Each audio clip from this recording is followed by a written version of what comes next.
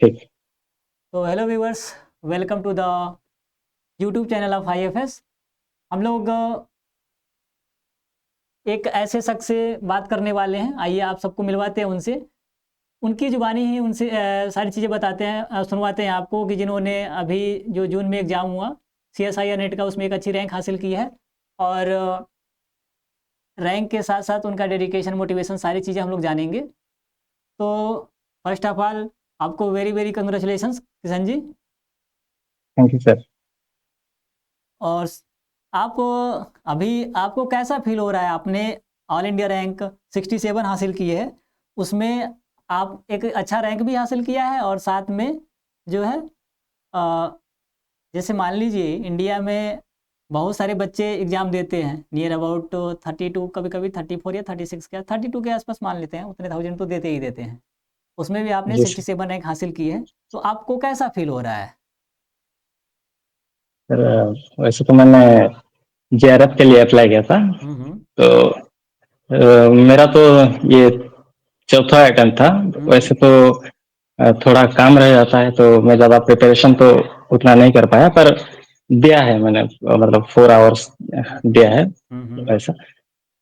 तो वैसे तो अभी मैं कॉलेज में थोड़ा पढ़ाने जाता हूँ, तो हम्म। वहाँ पे थोड़ा टाइम हो जाता था, इधर थोड़ा नहीं निकाल पाता था। हम्म। फिर वो JRF के लिए अप्लाई किया था। वो 1 महीने, लास्ट 1 महीने मैंने अच्छे से पढ़ा, और हम्म। पहले पहले भी पढ़ता था, मतलब ज़्यादा टाइम नहीं दे पाता था। हम्म। पर लास्ट 1 महीना ज़्यादा टाइम दे पाया। हम्म। फिर अप्लाई किया था सर। हम्म। तो और IFS से भी बुक कुछ ऑनलाइन मंगाया था। हम्म। तो उसमें जो पार्ट 1 और पार्ट 2 जो क्वेश्चन प्रैक्टिस के लिए प्रीवियस ईयर क्वेश्चन, हम्म। तो वो सीक्वेंस में उधर दिया हुआ था, तो हम्म। वो ज़्यादा हेल्पफुल रहा मेरे लिए। हम्म। तो JRF के लिए अप्लाई किया था, पर नेट हुआ, तो इस बार खुश लग रहा है सर। चलिए किशन कन्हैया जी, कोई बात नहीं। जैसे अभी तो LS हुआ, उससे हमारा कॉन्फिडेंस, LS जब हुआ है वो भी रैंक भी मिला है हमको 67, तो एक जी कॉन्फिडेंस सर। भी बिल्डअप हुआ है हमारे साथ। मतलब आपके साथ पूरा का हाँ पूरा एक सर। कॉन्फिडेंस आया है कि हमारा जो तैयारी का वे था, जो पाथ है, वो बिल्कुल करेक्ट है, हम सही डायरेक्शन में जा रहे हैं। और जो यस नेक्स्ट सर। आने वाला एग्ज़ाम होगा उसमें बिल्कुल आपको JRF मिलेगा। आप जी पूरा सर। IFS आपके साथ है।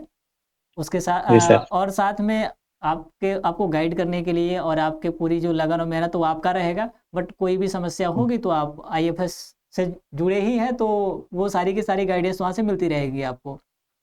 जी सर। चलिए, और आप अपने आप को इंट्रोड्यूस कर दीजिए, ताकि हमारे जो व्यूवर्स हैं वो उनको आपके बारे में थोड़ी बहुत जानकारी हो सके, जिससे जो जी एस्पिरेंट्स सर। नए आने वाले हैं वो इंस्पायर हों आपसे, कुछ सीखे, जी। जाने कि आपने काम करते हुए भी तो एक अच्छी रैंक भी हासिल किया है, साथ में आप जॉब भी करते हो और प्रिपरेशन भी। जी तो सर। उसके लिए सबसे पहले आप अपना एक ब्रीफ इंट्रोडक्शन दे दीजिए। जी सर। मेरा नाम किशन कन्हैया पटेल है। हम्म। मैं उड़ीसा से हूँ। हम्म। उड़ीसा के नवापड़ा डिस्ट्रिक्ट और बोरन गांव से। हम्म। और मैं अभी एक हायर सेकेंडरी स्कूल में कॉन्ट्रेक्चुअल बेसिस पे पढ़ा रहा हूँ, हम्म। टीचिंग कर रहा हूँ। हम्म। और इसके अपने ग्रेजुएशन का जैसे जी आपने कहाँ किया, PG जी कहाँ सर। किया? जी सर, मैंने अपने हाई स्कूल जो था अपने गांव में ही कंप्लीट किया था। हम्म। और उसके बाद साइंस ली। हम्म। साइंस स्ट्रीम लेके +2 मैंने अ, एक गांधी महात्मा गांधी +2 साइंस कॉलेज से किया था, खड़ियार में। हम्म। और उसके बाद मेरा ग्रेजुएशन जो था वो हम्म। Government autonomous college Bhawanipatna से किया था। हम्म। और उसके बाद मैंने अपना MSc जो है वो गंगाधर मेहर यूनिवर्सिटी हम्म। संबलपुर से किया था। हम्म।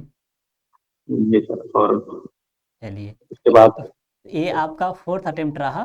तो जी सर। आपने दोनों को, जैसे आप कॉन्ट्रेक्चुअल बेसिस पे पढ़ाते भी हैं हायर सेकेंडरी में, उसको और अपने जी सर। प्रिपरेशन को आपने मैनेज किया, तो ये एक बहुत बड़ी जी बात है। सर। तो थोड़ा सा मेरे व्यूवर्स को ये बताइए कि आपने इसको मैनेज कैसे किया। जैसे बहुत सारे ऐसे एस्पिरेंट्स हैं, हो सकता है कि उनके लिए, क्योंकि क्या है कि खुद का जैसे अपना खर्च उठाना हो सकता है कि फाइनेंशियल कंडीशन घर की ठीक ना हो, तो वो दोनों को वो ये दोनों चीज़ें एक साथ वो भी अगर मैनेज जो कोई कर रहा हो, अगर वो मैनेज ना कर पा रहा हो या कोई ऐसा हो जो आगे की पढ़ाई हो सकता है कि ना करने वाला हो, लेकिन अगर ऐसा उसको भी मिल पाए तो वो आगे की प्रिपरेशन कर पाए, हायर का जो एजुकेशन है वो ले पाए।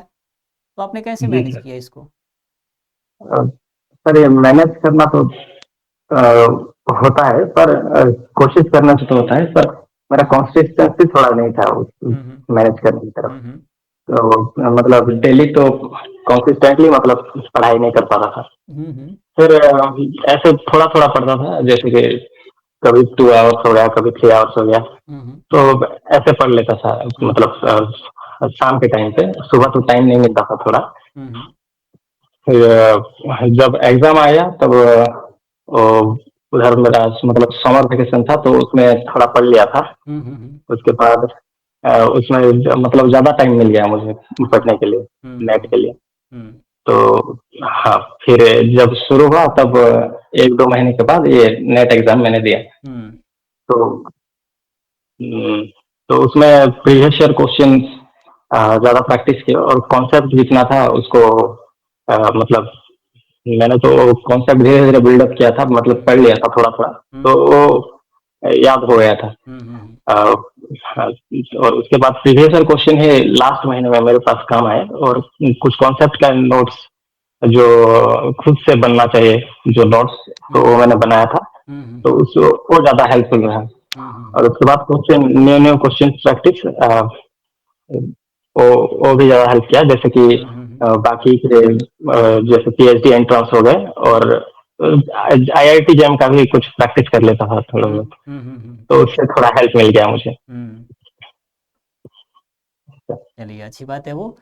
तो ये है कि अगर इनका क्या है कि इन्होंने जॉब जॉब के साथ-साथ इन्होंने जो प्रिपरेशन है उन दोनों को मैनेज किया। तो उसका ये रहा कि जब भी आप जैसे मान लो कोई जॉब कर रहे हो, कहीं पढ़ा रहे हो या ट्यूशन ले रहे हो, तो उसके अलावा प्रॉपर आपके पास अपने प्रिपरेशन के लिए एक स्ट्रेटजी बनाओ कि मुझे इस टाइम से लेकर इस टाइम पे अगर मैं खाली रहता हूँ, स्पेशली उस जॉब से मैं फ्री हो जाता हूँ, तो रेगुलरिटी हमें मेंटेन करनी है कि उस टाइम पे हमें प्रिपरेशन करना ही है। जी कंसिस्टेंसी सर। बना के रखनी है, कंटिन्यूटी ब्रेक नहीं करनी है, जी ठीक है। तो किशन जी, एक जी और सर। बात, जैसे कि आप अभी तो हायर सेकेंडरी में पढ़ाते हैं आप, तो जी सर।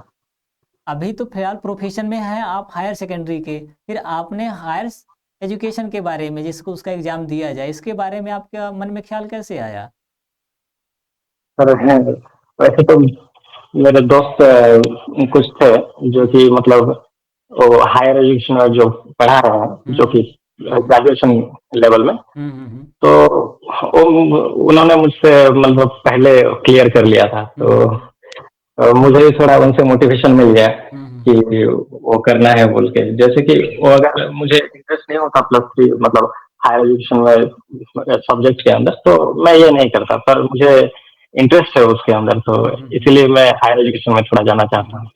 मतलब मैथ के साथ-साथ आपको हायर एजुकेशन की जो रिसर्च एरियाज़ हैं या मैथमेटिक्स के साथ-साथ जो भी फ़ील्ड्स हैं, वहाँ पे एक्सप्लोर करने जी का सर। आपको सब्जेक्ट का मौका मिलेगा। इसके लिए आप वहाँ पे थोड़ा-सा इंटरेस्टेड और हो गए और साथ में जो फ्रेंड्स वगैरह बताते हैं कि यहाँ पे अपॉर्च्युनिटी जो मिलती है, तो वहाँ से हाँ आपको सर। मोटिवेशन मिला। जी ठीक सर। है। तो ये एक एक और जैसे आपका जैसे मोटिव क्या है? जैसे मान लीजिए आपने सीएसआईआर नेट में एलएस 67 आपका रैंक आया है। जी तो सर। आगे आपका मोटिव क्या है? आप क्या करना चाहते हैं? आपका मोटिव जैसे कि आप पीएचडी करना चाहते हैं या डायरेक्टली असिस्टेंट प्रोफेसर का प्रिपरेशन करना चाहते हैं? या ओके।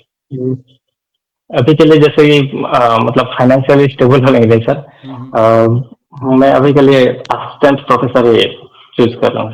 हुँ, हुँ। वो भी अच्छी जी बात है। सर।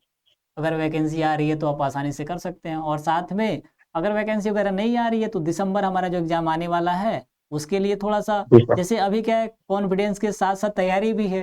थोड़ा-सा एफर्ट जी लगाएँगे तो सर। आप गारंटी सक्सेसफुल एक अच्छा रैंक हासिल जेआरएफ के लिए भी कर लेंगे दिसंबर 2025 का जो एग्ज़ाम होने वाला है।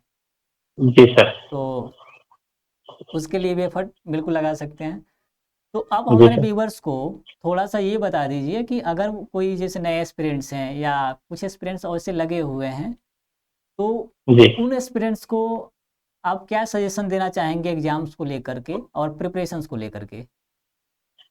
जी सर, प्रिपरेशंस में तो सबसे बड़ा मतलब जो भी मिथ रहता है कि हम्म मैं सारे मतलब एक बुक को पहले कवर करूंगा, उसके बाद ही क्वेश्चन प्रैक्टिस करूंगा, जो हम्म कि पॉसिबल नहीं है। हम्म तो इसलिए हमें टॉपिक वाइज जाके उसके उस टॉपिक के पीवाईक्यूज करना चाहिए, हम्म जिससे कि हमें कॉन्फिडेंस बिल्ड होता है और मोटिवेशन भी मिलता है उससे, हम्म अगर कर पाते हैं तो। हम्म हाँ, जैसे कि हो गया, आप कहीं से लेक्चर्स देख लिए, वो समझ लिए, पर उसको बाद में अप्लाई नहीं करेंगे तो वो 2-3 दिन बाद वो भूल जाते हैं उसको। हम्म हाँ, तो उसके लिए वो क्वेश्चन प्रैक्टिस करते रहना चाहिए, हम्म प्रीवियस जो कि पीवाईक्यूज उसके साथ करना चाहिए। हम्म फिर अपने कॉन्सेप्ट के लिए तो पहले उस टॉपिक को पढ़ लेना है, उसके हम्म बाद उसके रिलेटेड प्रॉब्लम्स करते हैं, हम्म और बाद में उसको जैसे कि मॉक टेस्ट देते हैं वैसे दे सकते हैं। आधा कवर हुआ है तो भी दे सकते हैं, क्योंकि हमारे पास मतलब ज्यादा चॉइस रहते हैं कुछ एग्जाम में। हम्म एग्जाम में जैसे कि हमें स्टैटिस्टिक्स का पार्ट तो कवर मतलब कुछ इम्पोर्टेंट टॉपिक्स होते हैं जो कि कवर करते हैं, पर अभी एक यूनिट हम करके भी, एक दो यूनिट अच्छे से कवर करके भी हम एग्जाम दे सकते हैं। हम्म तो उसको कवर करने के लिए आप मतलब जो भी कंसेप्ट आपने पढ़ा होगा तो उसको रिवाइज करते रहना चाहिए, और उसके रिलेटेड पीवाईक्यूज करने चाहिए, जैसे कि सिर्फ सीएसआई नेट के भी नहीं, और भी सारे मतलब यूनिवर्सिटी के जो क्वेश्चन होंगे उससे उठा के अगर करेंगे तो अच्छा लगता है, मतलब कॉन्फिडेंस बिल्ड होता है धीरे धीरे। हम्म जी सर, और एग्जाम हॉल में भी कॉन्फिडेंस मिलता है, क्योंकि उस टाइम मतलब अपना माइंडसेट को सेट करना थोड़ा डिफिकल्ट हो जाता है। तो उस टाइम अपना माइंड सेट जो अगर अच्छा रखेंगे एग्जाम टाइम में, तो अ, मुझे नहीं लगता मतलब आपका सिलेक्शन नहीं होगा उस टाइम। हम्म जी तो ठीक है व्यूअर्स, ये है कि अगर आप प्रिपरेशन कर रहे हो तो आप थ्योरी कितना भी पढ़ लीजिए, जैसे आपने कई लेक्चर्स देखा आईएफएस का, जैसे मान लीजिए चैनल उठाया वहाँ से बहुत सारे लेक्चर्स देख लिए, तो लेक्चर्स देखने के साथ साथ सबसे वो उससे कुछ नहीं होने वाला है, लेक्चर्स के साथ साथ आपको क्वेश्चन प्रैक्टिस करना ही होगा। जितने भी पीवाईक्यू जब वो लगाओ, उसके उस चैनल पे अगर क्वेश्चंस वगैरह है तो उनको प्रैक्टिस करो आप।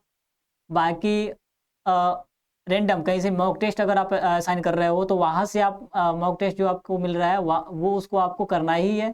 जो भी टॉपिक पढ़ो उस टॉपिक से रिलेटेड क्वेश्चंस ढूंढ ढूंढ के, मतलब हमको चुन चुन के हर जगह से करना है, ताकि उस जी टॉपिक सर। से क्लियरेंस के साथ साथ हमको कुछ एक ऐसा कॉन्सेप्ट मिले कि उस टाइप के क्वेश्चंस चाहे किसी भी पैटर्न में पूछा जाए, कोई भी बदलाव करके पूछा जाए, तो हमें कोई समस्या ना हो।